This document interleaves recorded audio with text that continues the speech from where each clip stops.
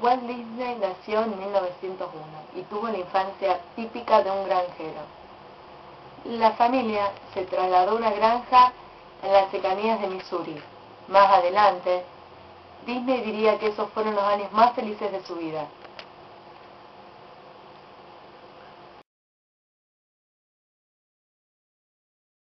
De esta época datan los primeros escarceos de Disney con el dibujo y sus aficiones con los trenes. Este periodo concluyó pocos años después. El papá de Disney, Elías, cayó repentinamente enfermo de fiebre tifoidea, y a pesar de contar con la ayuda de sus hijos más mayores, se vio imposibilitado de continuar trabajando en la granja. La vendió a regañadientes y la familia vivió en una fábrica alquilada en Kansas City. Para el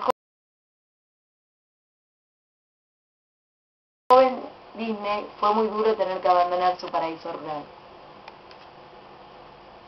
A Walt y a su hermano Roy le correspondió ayudar a su padre en el trabajo de periódico, un trabajo que requería levantarse todos los días a las 12 de la noche. A causa de esto, no tuvo oportunidad de ser un buen estudiante. Era propenso a soñar despiertos y a pasar tiempo haciendo garabatos. Por las tardes, asistía a las clases de arte de un estudio.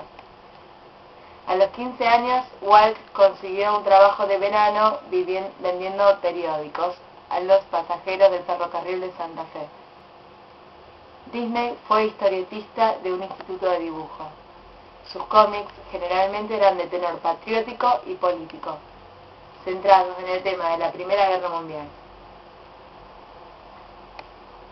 En 1918, con la intención de seguir los pasos de su hermano Roy, que se había enrolado en la Marina, abandonó el instituto para alistarse en el ejército. No fue aceptado por ser demasiado joven. Por lo tanto, enterado de que el cuerpo de ambulancia de la Cruz Roja admitía chicos de 17 años, Walt falsificó su certificado de nacimiento para hacer ver que tenía 17 y no 16.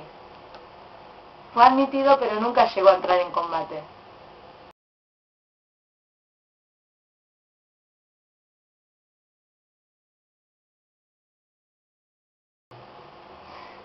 Walt decidió seguir su carrera artística.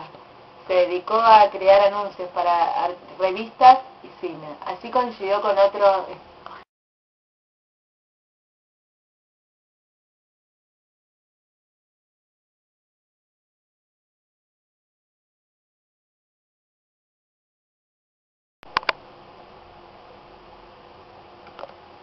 En el 40, los estudios produjeron otros 2 largometrajes. Después de varias tentativas de organización sindical entre los trabajos de la industria de la animación, en el 38 se había creado un sindicato, que pronto desarrolló una activa campaña para reclutar afiliados entre los trabajadores del medio. Aunque había sido reconocido por la mayor parte de los otros estudios, Disney se negaba a la afiliación sindical, y aunque los empleados de Disney eran los mejores pagados de la profesión, consideraban que se había incumplido la bonificación sobre los trabajos extras que habían realizado para Blancanieves, ya que el ingreso que había tenido por Blancanieves había sido sumo, pero nadie indemnizó a los trabajadores que habían trabajado de más. Muchos de sus dibujantes personales y preferidos lo traicionaron al afiliarse y apoyar la causa de estos trabajadores. Por lo tanto, Disney consideró esto como una traición personal, por lo cual quedaron despedidos alrededor de 17 trabajadores. Gran número de trabajadores fueron a una huelga que se realizó en la última semana.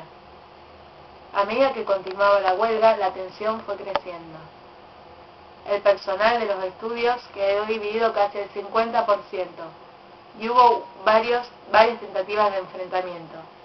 El barrio Disney, según testimonios, estuvo a punto de llegar a las manos con Babbitt, uno de sus dibujantes. Poco antes de llegar al final de la huelga, por la sugerencia de Nelson Rockefeller, finalmente Disney, influenciado por la opinión pública favorable hacia los sindicatos y las huelgas, y gracias a la mediación del gobierno federal y de varios grupos de presión, aceptó reconocer el sindicato. La huelga terminó después de 9 semanas.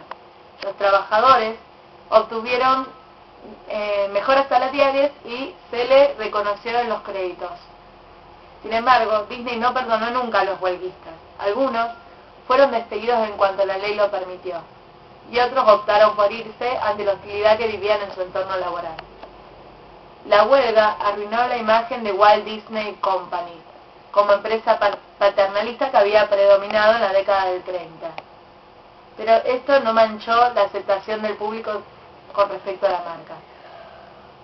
A pesar de que Pinocho y Fantasía no obtuvieron la misma aceptación por el público, Dumbo, que no había conseguido ser parado por la huelga, obtuvo un gran éxito. Poco después, Estados Unidos entraba en la Segunda Guerra Mundial. Los estudios Disney colaboraron estrechamente para el gobierno, produciendo películas de formación militar y educativa, así como otras encaminadas a elevar la moral en la retaguardia, tanto como Der Führer Face, el rostro del Führer,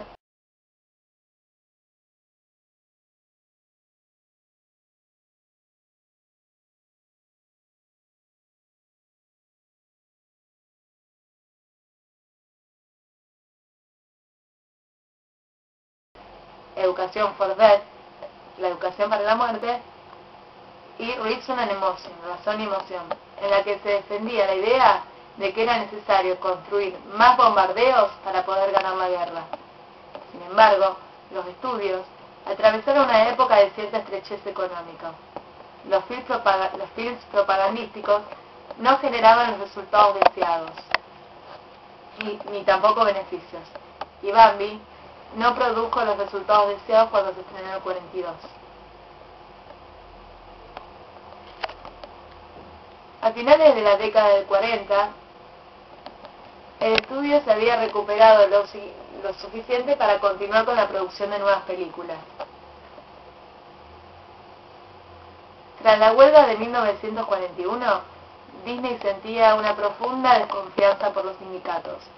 Durante los primeros años de la Guerra Fría, testificó ante el Comité de Actividades Antiamericanas, denunciando a varios de sus empleados, que tenían gran trayectoria y eran activistas sindicales. Disney dijo que la huelga del 41 había sido una estrategia del Partido Comunista para ganar territorio en Hollywood.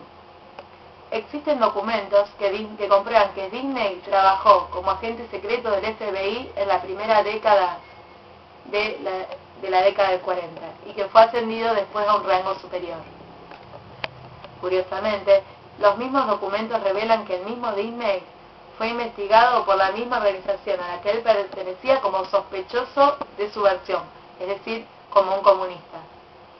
A medida que el estudio se expandía y diversificaba su campo de acción, Disney fue prestando menos atención al departamento de atención, delegando cada vez más tareas a sus animadores de confianza, a los que llamaban los 9 viejos. En los primeros años 60, el imperio Disney era un gran imperio. Disney dejó de trabajar en el desarrollo de Disney World en los últimos meses de 1966, cuando se le diagnosticó un cáncer en su pulmón izquierdo. Tras una vida de fumador empedernido, sus últimos días en el hospital junto al edificio al lado de Disney, un hospital. Falleció de un paro cardiorrespiratorio. 10 días antes, en diciembre del 66, había cumplido 65 años. Su cuerpo fue incinerado. Su hermano culminó con el proyecto de Walt Disney World, el actual parque de diversiones en honor a su hermano.